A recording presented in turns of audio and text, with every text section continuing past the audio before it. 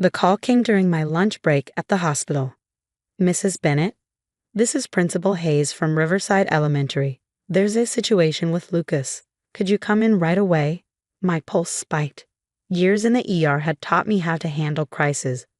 But when it came to my 7-year-old son, logic went out the window. Is Lucas okay?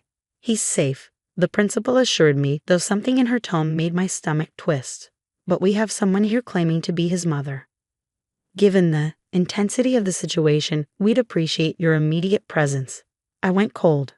I already knew who it was. She says her name is Rebecca Bennett. Rebecca, my sister-in-law. Of course. I was already grabbing my bag. Do not let her take him anywhere. I have sole custody. His records confirm it. 20 minutes later, I stormed through Riverside Elementary's doors, still in my scrubs. Through the office window, I spotted Rebecca pacing, heels clicking against the tile, her perfectly styled blonde hair bouncing with each agitated turn.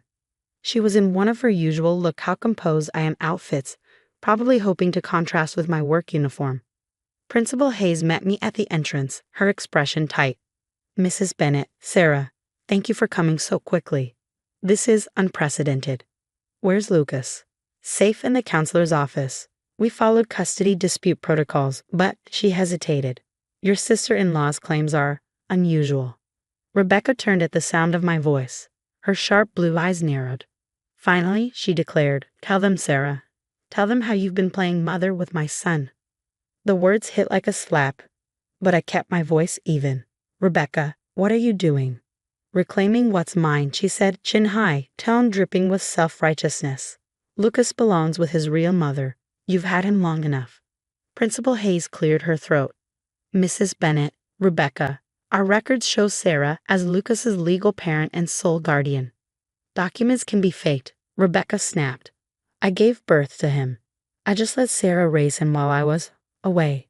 But I'm back, and I want my son. The absurdity would have been laughable if it weren't so disturbing. Rebecca, I said carefully, you were at my baby shower. You held my hand in the delivery room. More lies, she hissed. You turned everyone against me. Even my own nephew doesn't recognize me because of your manipulation. Principal Hayes touched my arm. Sarah, given the situation, we may need to call the police. No need, Rebecca interjected, pulling out her phone. My lawyer will clear this up. Then her gaze darkened. Did you think you could just steal my life? First my brother, then my son. That's when I saw it, her hands shaking, a slight slur in her words. Was she drunk? On something? This was worse than I thought. I have the birth certificate, I said firmly. Hospital records. Pregnancy photos. Lucas's entire life is documented. Fabricated. Her voice rose.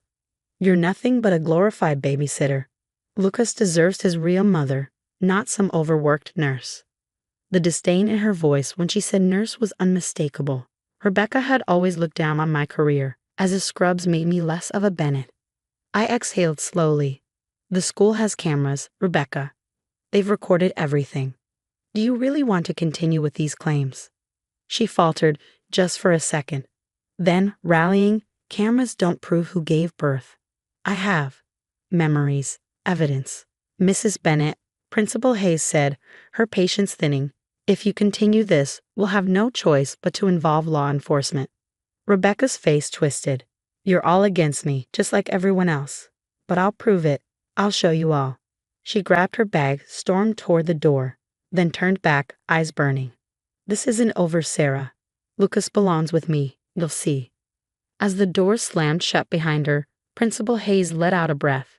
In 20 years, I've never seen anything like that. Should we call the police? I nodded, adrenaline wearing off as my hands started to shake. Yes, and I need to call my lawyer. Something is seriously wrong. She's never claimed to be Lucas's mother before. Mom? I turned. Lucas stood in the doorway, hair rumpled, his small face tight with confusion. Was that Aunt Rebecca? She was saying weird things. I pulled him close, breathing in his familiar scent of crayons and grape juice. Yes, honey, Aunt Rebecca isn't feeling well right now, but everything's okay. But as I held my son, I knew this was far from over. Rebecca was unraveling, and whatever came next, I had to be ready. The next few days blur into a storm of legal meetings and security upgrades. Maria Gonzalez, my lawyer, wasted no time cutting to the heart of the matter.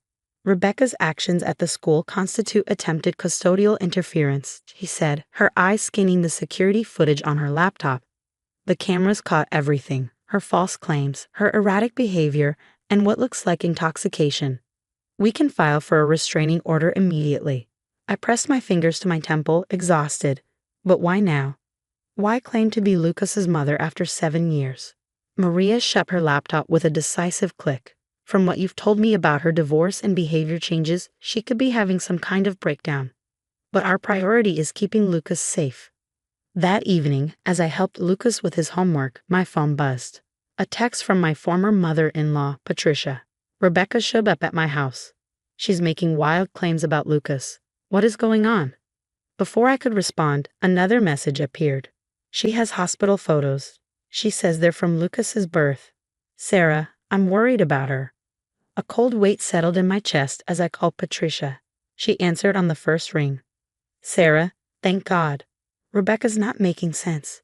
She showed me these photos, but they're clearly edited.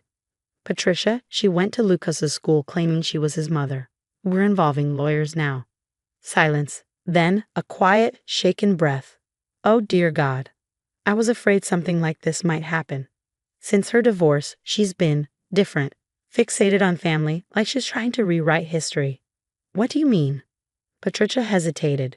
She turned her guest room into a nursery, started collecting baby clothes, toys. I thought maybe she was considering adoption, but now. The chill in my spine turned to ice. Patricia, listen to me. She could try to take Lucas. I know, dear. That's why I called. She made copies of all our old family photos, even the ones from when you were pregnant. I think she's altering them. After we hung up, I went straight to Lucas's room. He was curled up on his bed, flipping through the photo album I'd made him, the one filled with memories of his dad. Mom, his voice was small. Why did Aunt Rebecca say she's my real mom? You told me about the day I was born. Dad took so many pictures. I sat beside him, wrapping my arm around his shoulders. Sometimes grown-ups get confused when they're going through something hard. But no matter what Aunt Rebecca says, the truth doesn't change. You grew in my belly, and your dad was so excited to meet you that he took hundreds of pictures. Lucas chewed his lip. Is she gonna try to take me away? My heart twisted. No, sweetheart. Never. I promise. But that night, long after Lucas had fallen asleep, an email arrived that made my blood run cold. From Rebecca Bennett. Subject: Pro oath. I'm taking back what's mine. Attached were dozens of altered photos, my pregnancy pictures, my hospital moments, all of them clumsily manipulated. My face erased, replaced with hers. I forwarded everything to Maria. Her response came within minutes. Save everything. Document everything. I'm filing the restraining order first thing tomorrow. The next morning, I dropped Lucas off at school, double-checking with the office that no one but me was allowed to pick him up. As I walked back to my car, I noticed a silver Mercedes idling across the street. Rebecca. She rolled down the window, a slow, deliberate movement. Her smile was all sharp edges. You can't keep him from me forever, Sarah. I have proof now. Everyone will see the truth. Rebecca, you need help. These delusions about Lucas. Delusions? She laughed, the sound brittle, unhinged. I have evidence. Photos. Documentation. Even a DNA test. My stomach dropped. What DNA test? Her grin widened. Amazing what you can do with a strand of hair and a private lab. Results should be in any day now. Then everyone will know you're the liar. I pulled out my phone and hit record. So you're admitting to illegally obtaining my son's DNA. Rebecca's expression twisted in rage. My son. Mine. She threw the car into gear and sped off, tires screeching. I called Maria immediately. She stole a DNA sample from Lucas, I said, my voice shaking. She's planning to use it against me. That's illegal, Maria said sharply. And it strengthens our case. This is escalating fast. Has she been following you? I thought of the silver Mercedes that had appeared far too often lately. Yes, I think so. Document everything. Take photos when you see her car. Save every message. We need to shut this down before she does something worse. She was right. because that afternoon the school called again. Rebecca had tried to pick up Lucas. She had stormed into the front office, waving what she claimed were court documents. Thankfully, the staff followed protocol and refused to release him. By the time I arrived, Lucas was in tears.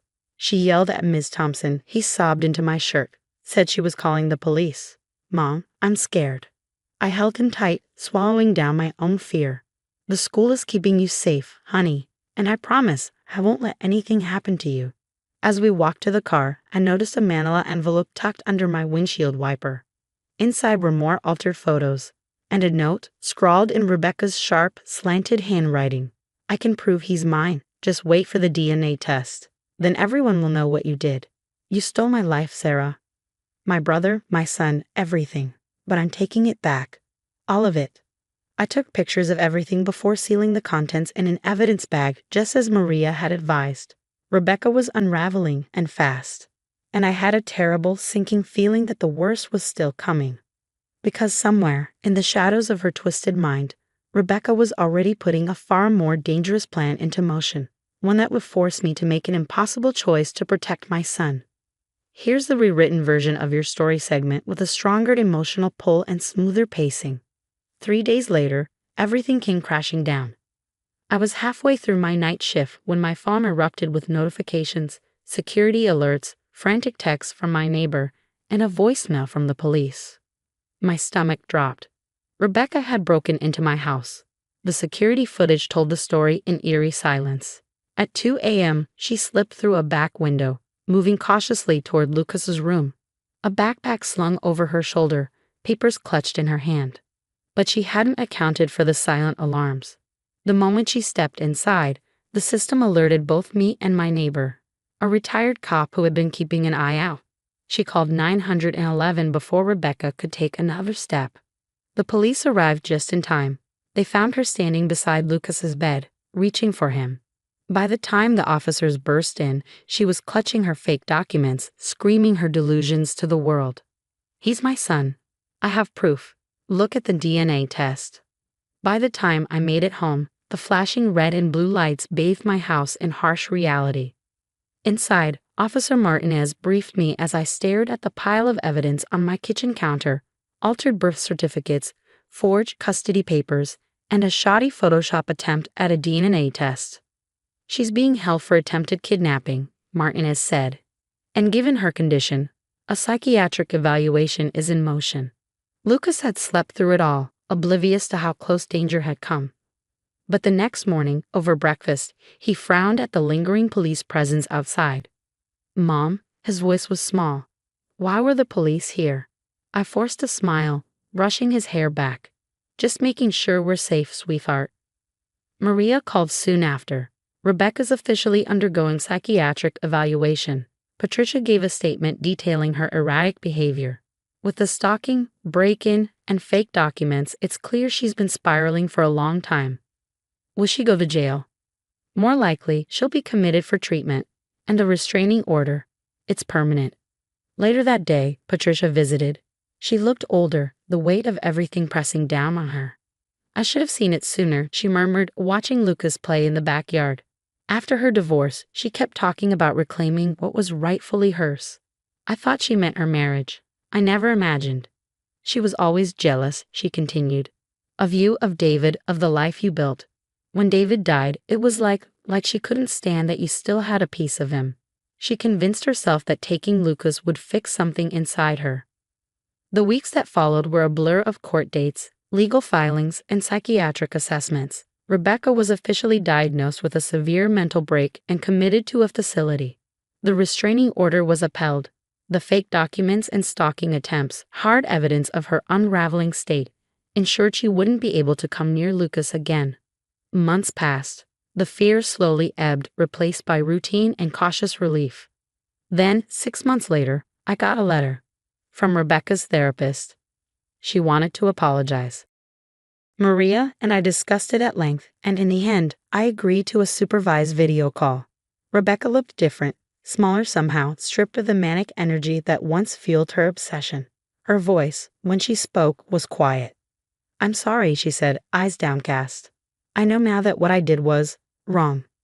After my divorce, watching you raise David's son, it consumed me. I convinced myself that taking Lucas would fix everything. But I wasn't well. I swallowed hard. You could have taken him that night. Her face crumpled.